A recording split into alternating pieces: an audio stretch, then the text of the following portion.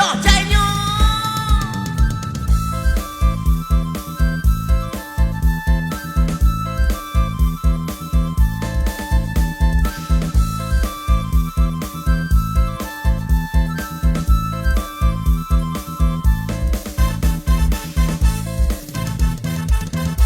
ថ្ងៃនេះជាថ្ងៃចូលឆ្នាំ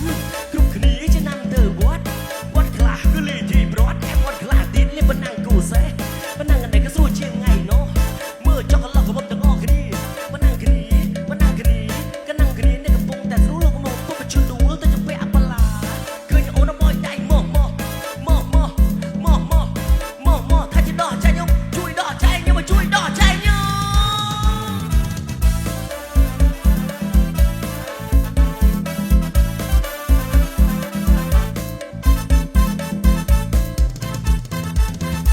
ប៉ុណ្ណឹងគ្នានៅតាមវាស្រែអាភ្លឺស្រែនេះក៏សិតតែបលាមិនថានេះកំឡោះក្រមុំមកជុំមិនដឹងមកពីស្រំណាមកភ្លីស្លីពាក់សែនសំចូលជុំនេះកំពុងចរចាលៀបតែម្សៅទឹកអប់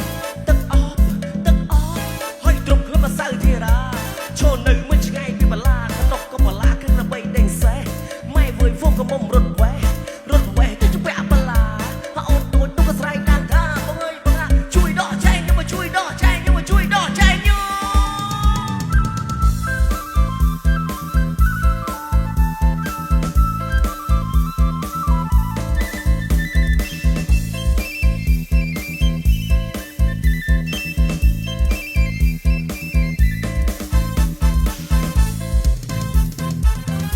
ប៉ុណ្ណឹងគ្នានោះទៅតាំងពីព្រឹកឈរជើងឡើងស្ពឹកអូនវិញក៏គ្រប់គ្នាក៏នាំគ្នាទៅវត្តក្នុងវត្តក៏មិនមានគុំស្អីប្រុសស្រីមិនដឹងគ្នាលេស្អីលក្ខស្អីចាំថ្មីតិចមកគ្នានោះក៏មុំយើងព្រោះតែខ្លាចគេໄວរត់តែឯងគុំស្អីទៅជាពាក់បលាអូនតូចទៅក៏ស្រែកឡើងថាជួយដកចែកញោមជួយដកចែកញោមជួយដកចែកញោមជួយដកចែកញោម